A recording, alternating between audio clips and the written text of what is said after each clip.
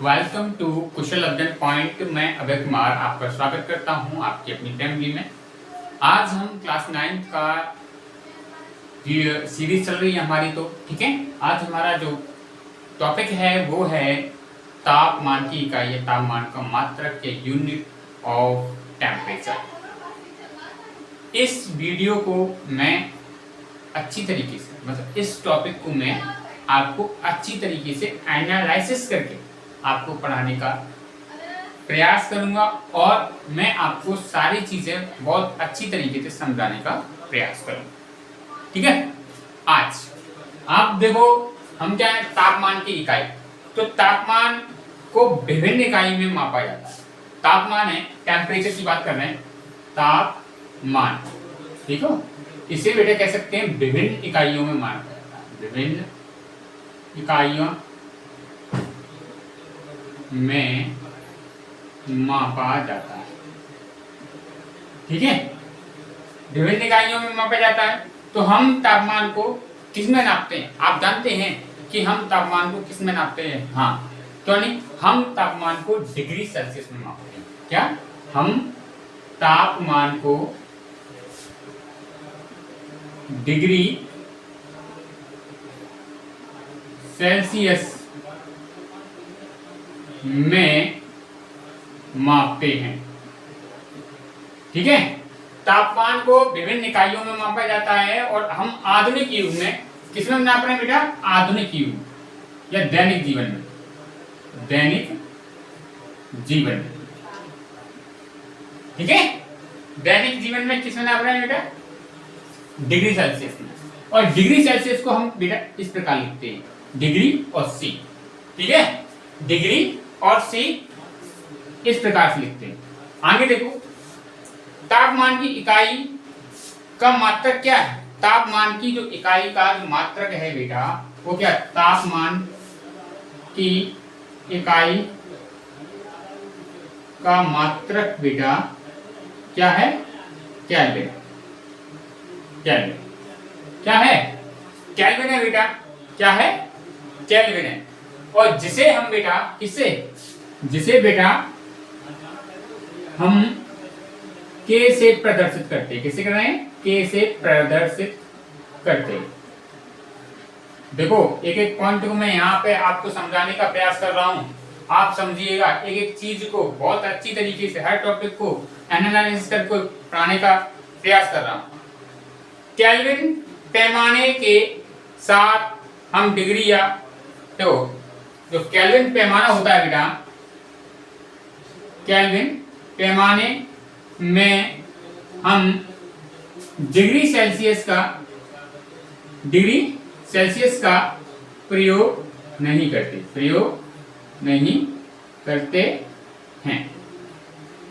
ठीक है। प्रयोग नहीं करते हैं या लगाते हैं। सेल्सियस पैमाने पर देखना, सेल्सियस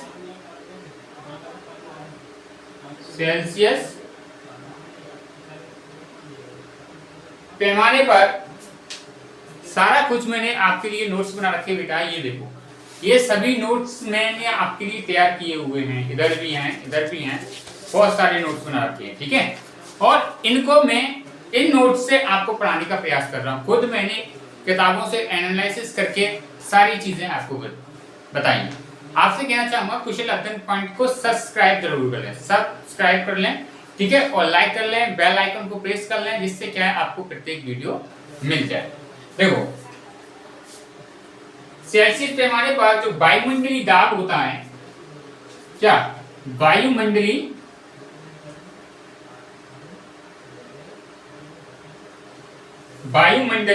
दाब पर जल का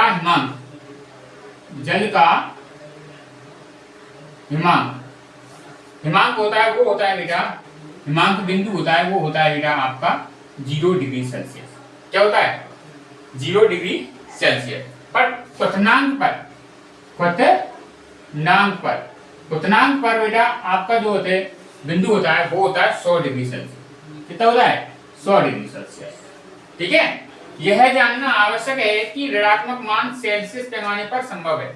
मतलब ऋणात्मक मान हम किस पे देख सकते हैं? सेल्सियस, डिग्री सेल्सियस पैमाने पर देख सकते हैं। ऋणात्मक मान कहां पर देख सकते हैं बेटा हम? ऋणात्मक मान सेल्सियस पैमाने पर देख सकते हैं। ठीक है, ऋणात्मक मान सेल्सियस पैमाने पर देख सकते हैं, पर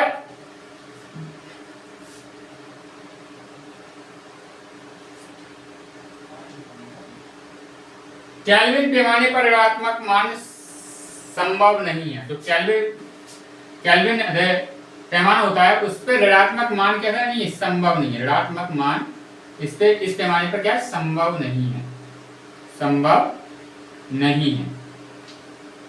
ठीक है, इस पैमाने पर क्या है? ऋणात्मक मान संभव नहीं है। इस पर धनात्मक मान संभव है। कौन सा बेटा? केल्विन पैमाने पर धनात्मक मान संभव है। कैसा? धनात्मक संभव है, पर इस पे ऋणात्मक मान संभव नहीं है बेटा। ठीक है, कैसा? ऋणात्मक मान संभव नहीं है केल्विन पैमाने पर।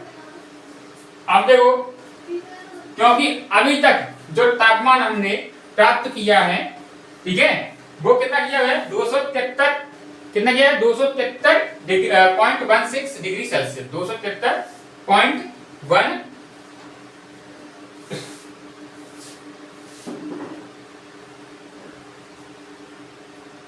क्योंकि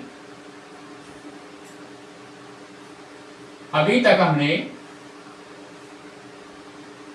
273.16 डिग्री सेल्सियस तापमान प्राप्त नहीं किया है, प्राप्त नहीं है। ठीक है, पर जल का हिमांक कितना है इसका? जल का हिमांक है बेटा आपका, मैं बता दूं तो 273.1.6, या हम बोल सकते हैं क्वथनांक बिंदु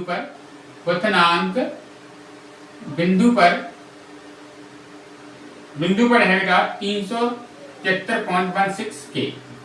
ठीक है, तो ये चीज आपको यहाँ पे समझ में आ रही होगी बेटा, सारी चीजें।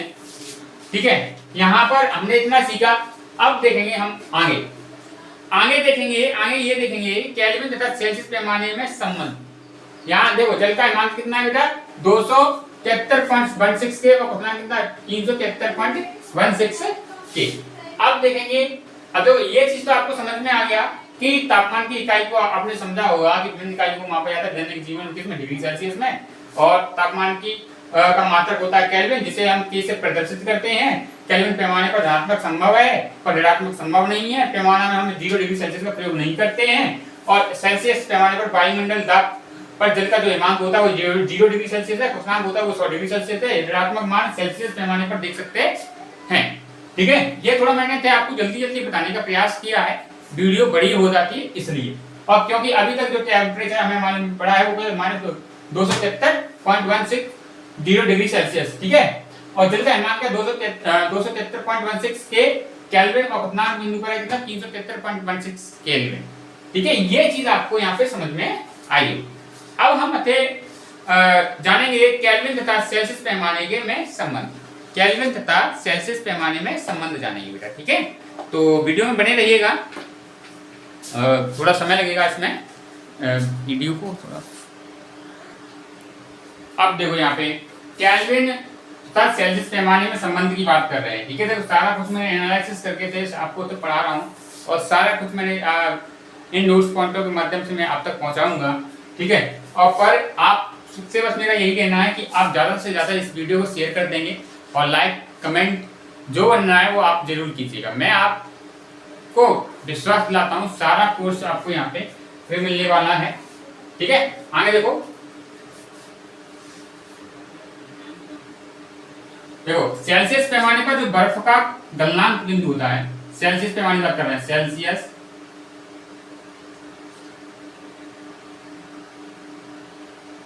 सेल्सियस पैमाने पर बर्फ का गलनांक बिंदु कितना होता है बेटा? 0 डिग्री सेल्सियस। वहीं केल्विन पैमाने पर केल्विन पैमाने पर होता है, कितना होता है बेटा, 273.16 के केल्विन, ठीक है। और 0 डिग्री सेल्सियस पर 273.16 के, ठीक है। और इसे हम 0 डिग्री सेल्सियस पर माइनस थोड़ी दशमलव हटा दें तो 273 पॉइंट के, ठीक है। और यहाँ पे क्या बेटा, हम ये दशमलव यहाँ से हटा देंगे। केल्विन पैमाने पर तापमान, केल्विन पैमाने पर तापमान, सेल्सियस पैमाने पर तापमान, सेल्सियस पैमाने पर तापमान,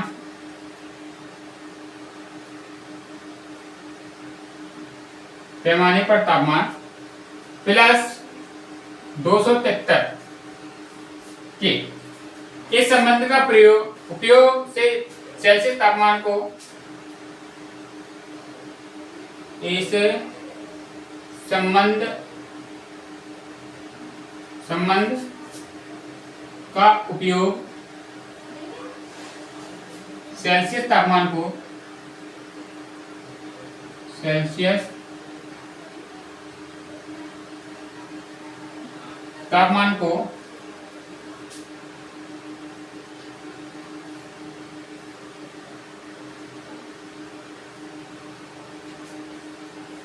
तापमान को इस संबंध का सेल्सियस तापमान को,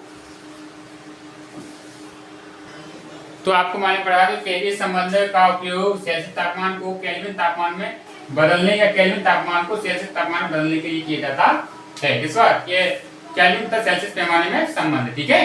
तो ये चीज आपको यहाँ पे समझ में आई होगी बहुत अच्छी तरीके से। मैंने ये एक ही टॉपिक इस वीडियो के माध्यम से बताया है, तो इस वीडियो को ज़्यादा से ज़्यादा शेयर कर दीजिएगा अपने दोस्तों पर, ठीक है। और हमसे कांटेक्ट करना चाहते हैं, हमें पहले फॉलो कर लें, फिर हमें व्हाट्सअप कर सकते हैं और डायरेक्ट हमसे कांटेक्ट हो जाएगा और प्रत्येक वीडियो आपको से मिल जाएगी। और सब्सक्राइब कर लीजिएगा उस लेसन पॉइंट को, बहुत अच्छे तरीके से क्लासेस चल रही हैं सभी की सभी। अब इसके बाद जो टॉपिक आएगा उससे हम पढ़ाने का पूरा प्रयास करेंगे। थैंक यू वेरी मच बेटा।